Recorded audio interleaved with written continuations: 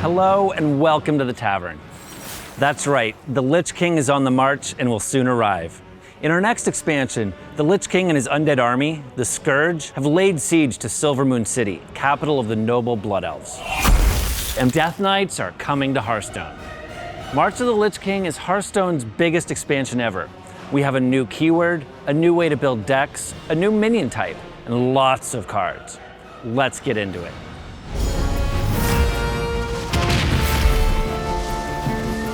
Hey, Liv. Hey, Matt. Hey. We've seen the Lich King in Hearthstone before, but things are a little different this time around, right? That's right. This time the Lich King's back, joining the roster of heroes, adding Death Knight as the 11th class in Hearthstone.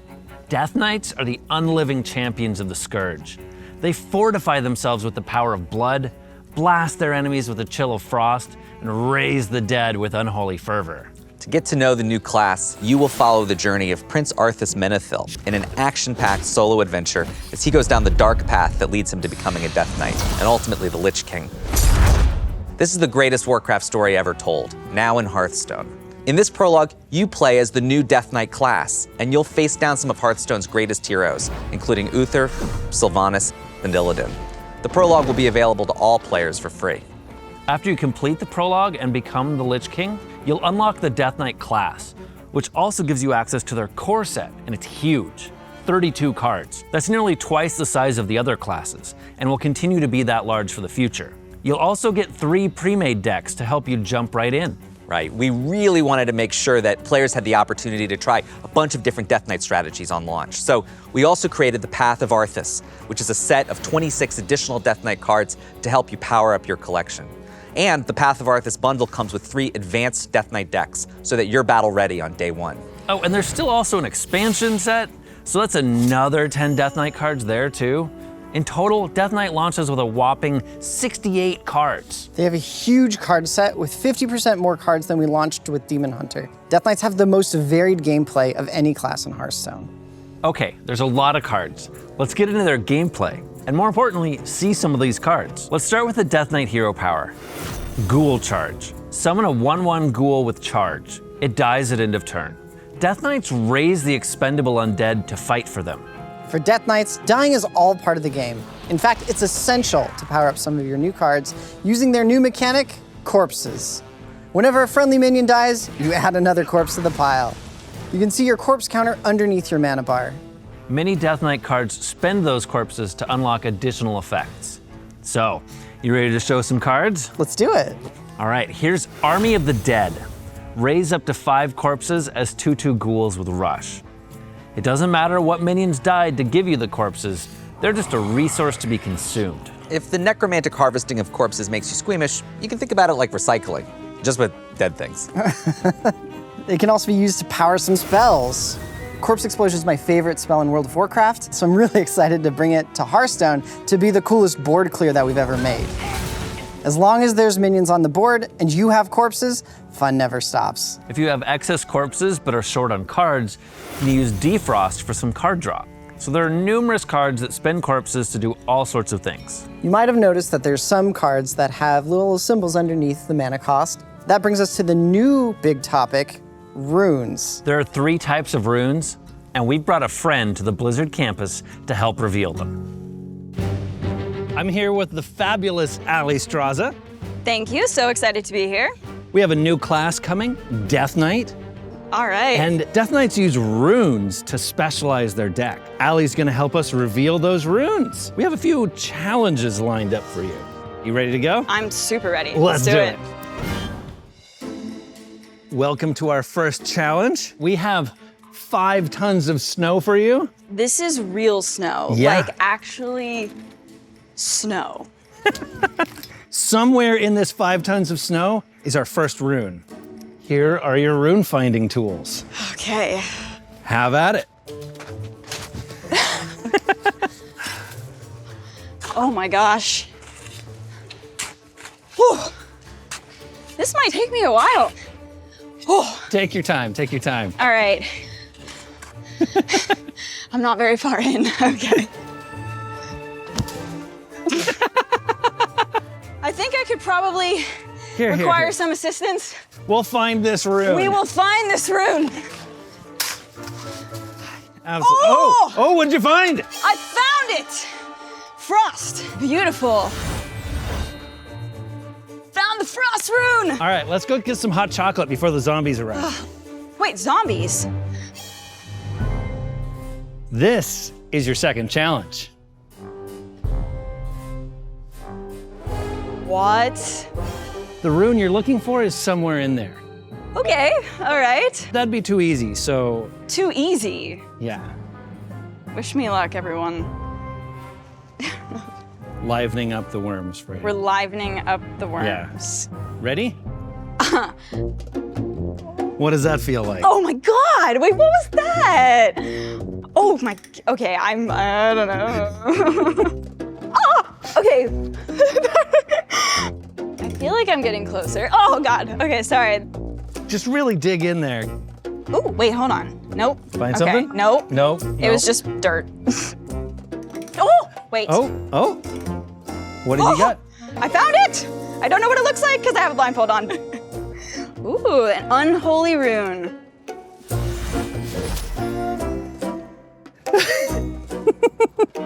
That is not real. No worms were harmed in the making of Oh, this. that makes me feel better. I didn't want to hurt the worms. That's 2 challenges down. You ready for a third? I'm ready for a third. Let's get popping. Let's do it. We have here the third and final challenge. Yep. The rune you're looking for is in one of these balloons. It might get a little messy. We do have some protection for you. Oh, sweet. Looking great. Look good, right? All right. Here is your rune finder. Whew. Ready? I'm ready. All right. Oh my goodness. Oh. Oh. Oh my God. Oh my God. Oh. Ah. Okay. Keep trying. I can't see. That wasn't it. Oh, a rune. A rune. You found it. I found it. The blood rune. I think that this was definitely my favorite challenge. Why is that? You know, just. I'm sorry, I had to do it. All right. Alliestraszy, it's been wonderful. Thank you very, very much for having me. This was an absolute blast. Back to me. Thanks, Allie. We mentioned earlier that Death Knights have the most varied gameplay of any class. We're not just saying that. Runes are a way of specializing your Death Knight deck towards a wide range of playstyles. Blood, Frost, and Unholy runes. These are critical to building a Death Knight deck.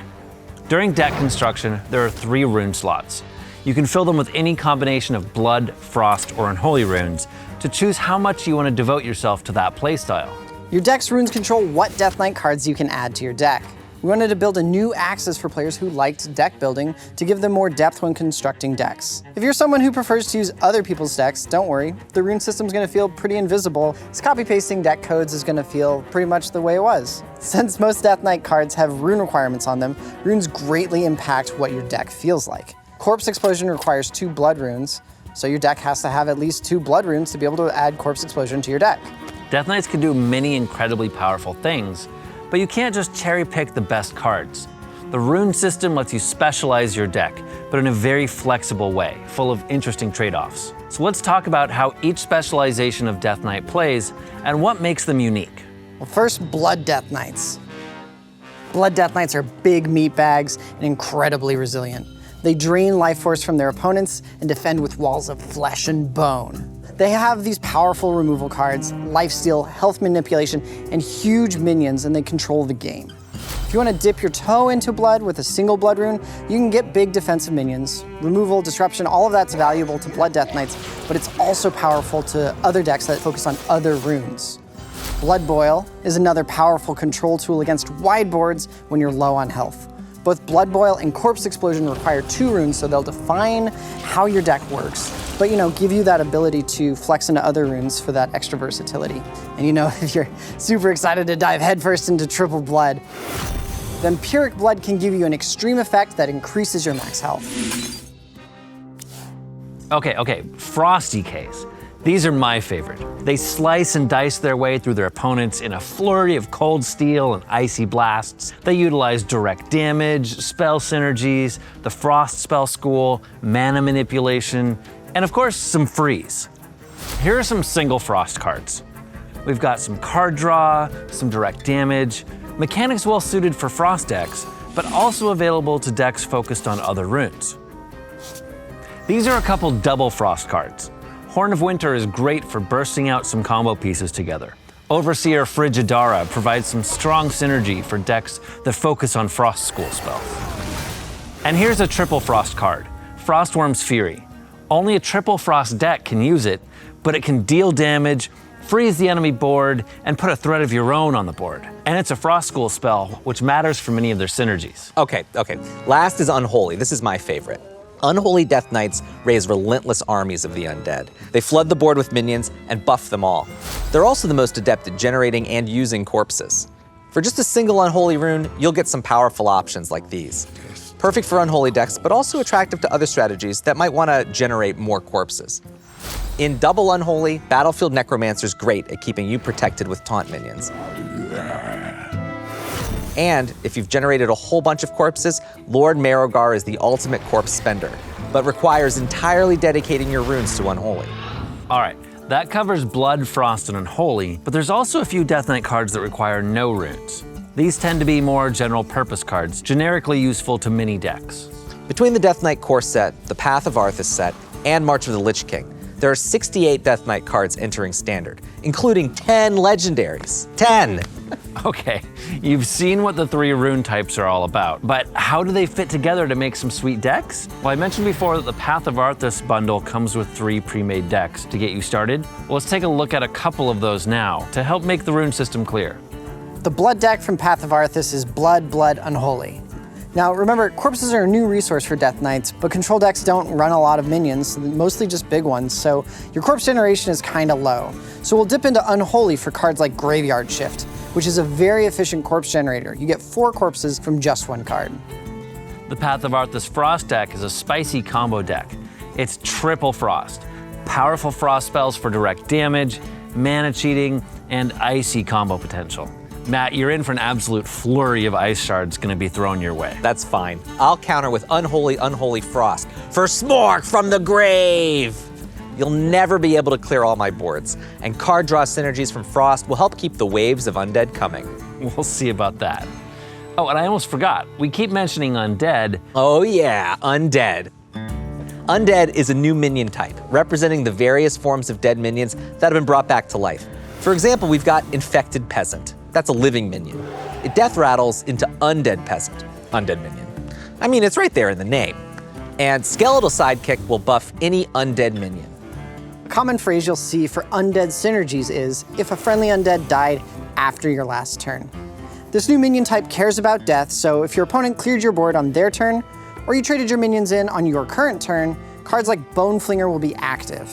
When designing undead, we wanted to find a mechanic that made players feel like their minions were really rising from the grave. Turns out, the perfect mechanic was right under our noses the whole time.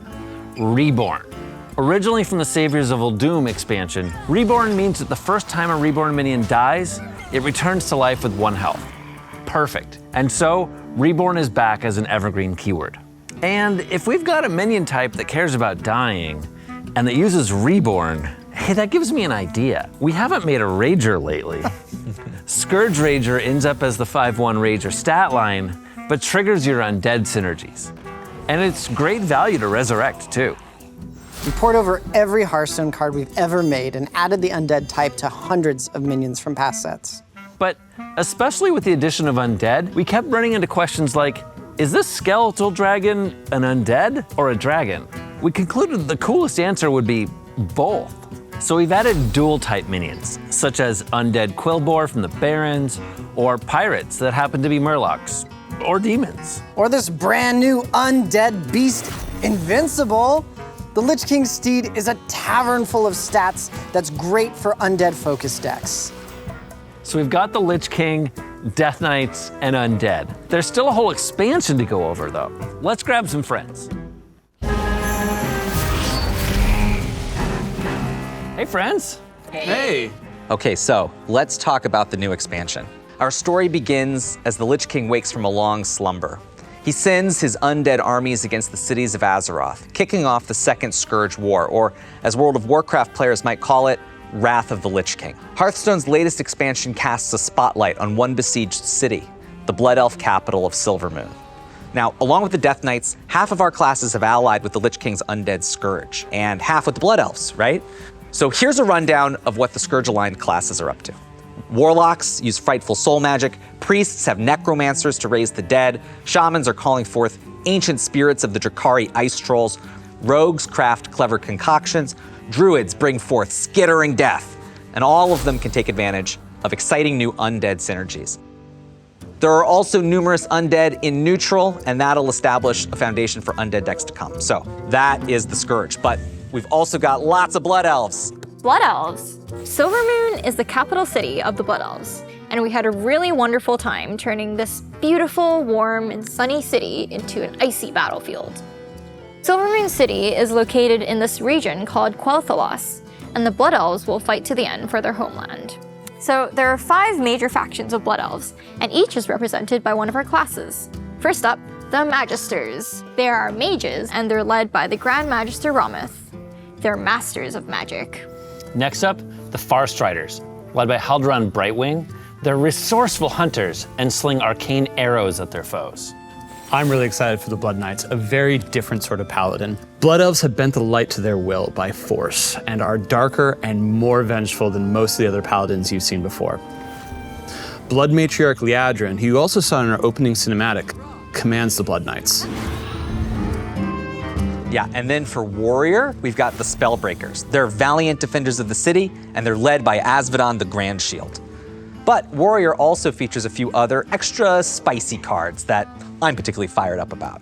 And finally, we've got Demon Hunter. Following some regrettable recent events, many of the Blood Elves have become addicted to fel magic, transforming them into fel blood elves. They're now outcasts of Blood Elf society, lurking in the dark corners and alleys of Silvermoon.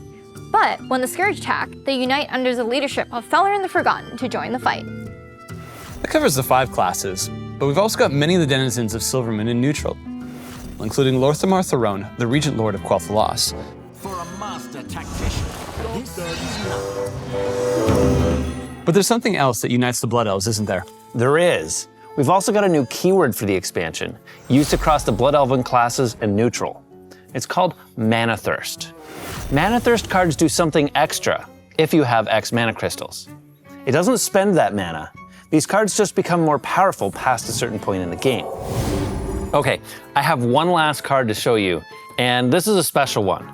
Mana Thirst represents the Blood Elves' dependence on magical energies, and the main source of magical energy for them is the Sunwell, this great font of magical power that Silvermoon is built around. This is Hearthstone's first neutral spell, and everyone is going to get a chance to give it a try as we're giving it out just for logging in, for free, starting today. And we have a few more announcements to share. There's an exciting new type of collectible coming, signature cards. One of the most requested types of cosmetics, this new card showcases the full card art. Here's a look at March of the Lich King signature cards. We've gone with an icy sepia style, along with a dark and scourgy frame.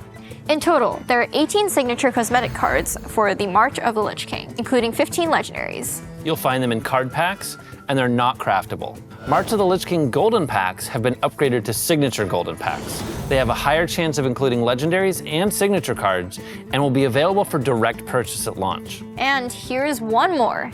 Lothar Throne. We think signature cards are elegant and unique, and we hope you will too.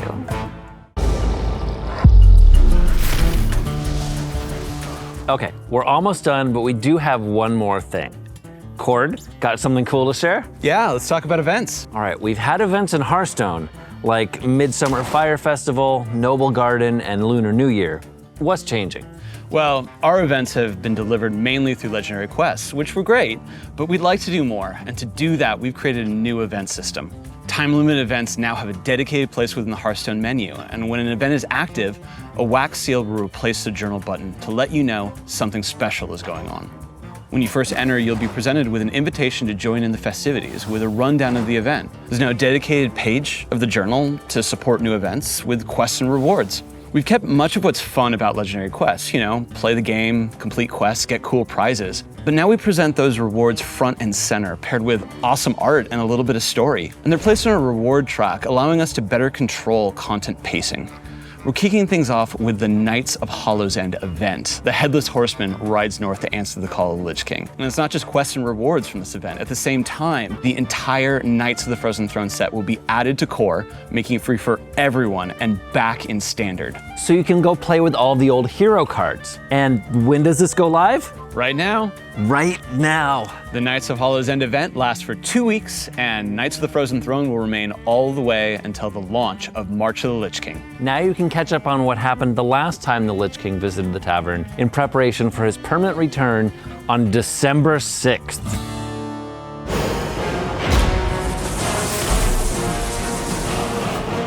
Well, that wraps it up. The March of the Lich King pre-purchase bundles are available now, and the Mega Bundle this time is focused entirely on constructed play, including 2 signature legendaries, 5 signature golden packs, and the entire 26-card Path of Arthas bundle, along with the typical card packs and goodies.